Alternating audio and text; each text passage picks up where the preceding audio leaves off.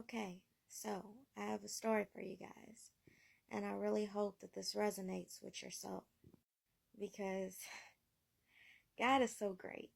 He is so great. Okay, so hear me out. I'm end up planning this thing with my husband, and I'm walking.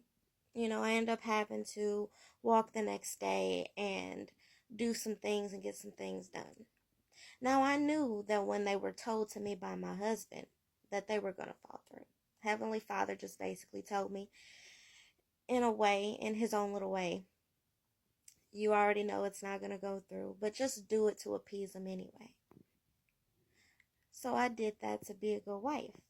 Now, we all know it's hot outside, right?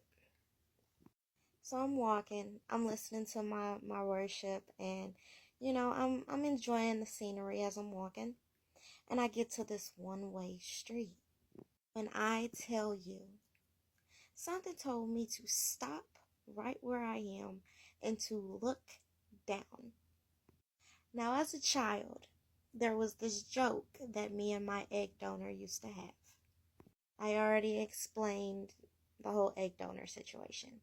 But me and her had a conversation, and I told her, she asked me why I looked down at the ground. I told her, well, if you're always, looking up, uh, you get kind of wary about the destination of where you're going. So I looked down to not really think about it, and just to focus on the things that are right here and right now, basically.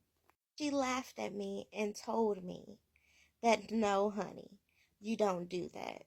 You need to look up, basically, to watch your surroundings, which was understandable. But I was a young child, and I told her, I said, well, what if there's money right in front of you? If you're looking up so much and you're focusing on your scenery and what's going on around you, you could end up missing money. And I found money a lot as a kid. So she kind of laughed it off, and she said, you know what? You're right. So I stopped dead in place and I looked down to find these glasses. Now, before I left, I was looking at my husband's glasses, and I liked his glasses. I thought about taking them, but I thought, nah, those are his glasses. I'm not going to touch them, because we don't really have a lot, and I want him to know that his things are his things. We kind of, went through a whole thing about that. So I just left them be. So when I looked down and seen these glasses, and they were really nice. Hold on, let me show you. They're these right here.